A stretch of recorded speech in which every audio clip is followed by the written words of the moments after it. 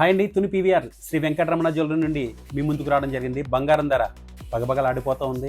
కనుచూపు మేరలో తగ్గే అవకాశాలు అయితే ఎక్కడ కనపట్టలేదు. నేషనల్ మార్కెట్లో ఉన్న పరిస్థితులు కానీ, కొన్ని దేశాల్లో యుద్ధ వాతావరణం కానీ, ఇలా సవాలక్ష కారణాలు బంగారం ధర పెరగడానికి అయితే ఉంది.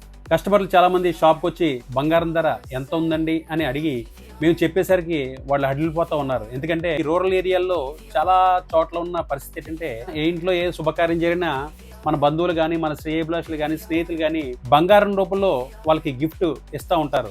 తర్వాత అటువైపు వాళ్ళ ఇంట్లో ఫంక్షన్ జరిగినప్పుడు మనం ఎంత కొంత దానికి కలిపి, అంటే వాళ్ళు తులం ఇస్తే మనం తులం పావలను, 2 తులాలు ఇస్తే 3 తులాల కింద ఇవ్వడం అనేది ఆనవాయితీ కింద జరుగుతూ ఉంది. అయితే గతంలో వాళ్ళు బంగారం మనకి ఇచ్చున్నప్పుడు, ఇప్పుడు తిరిగి వాళ్ళ ఇంట్లో ఫంక్షన్ వచ్చినప్పుడు మనం బంగారం వేయాలంటే కూడా జనాలు అయితే హడిలిపోతూ ఉన్నారు. దీనికి పరిష్కారంగా మా పీవీఆర్ శ్రీ వెంకటరమణ జ్యువెలరీలో పీవీఆర్ లక్ష్మీపుత్రి అనే 11 నెలల గోల్డ్ స్కీమ్ అయితే ఉన్నది.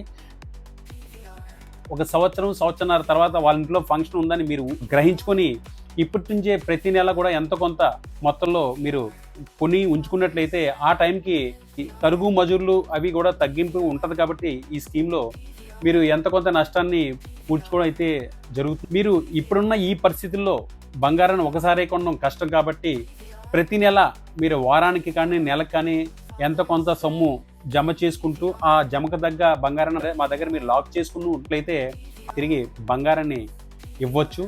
మా పీవీఆర్ లక్ష్మీపుత్రి స్కీమ్లో ప్రతి నెల మీరు ఎంత కొంత మొత్తాన్ని చెల్లించినట్లయితే మీరు చెల్లించిన మొత్తానికి తగ్గ బంగారాన్ని మేము లాక్ చేయడం జరుగుతుంది. 11 నెలల తర్వాత ఉన్న బంగారు రేటు ప్రకారం మీరు ఇచ్చిన సొమ్ముకి ఎంత బంగారం వస్తుంది, లేదా ప్రతి నెల మీరు లాక్ చేసుకున్న బంగారం ఎంత వచ్చింది, ఈ రెండింటి మధ్య తేడాన్ని గమనించి దేంట్లో అయితే మీకు బంగారం ఎక్కువ వస్తుందో దాన్నే మీకు ఓకే చేసి ఆ బంగారంకి తగ్గ వస్తువుని తరుగు మజూరు మేము లేకుండా ఇవ్వడం జరుగుతుంది.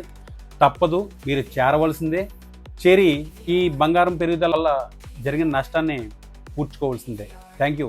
స్కీమ్లో జాయిన్ అవుతారు కదా మరి.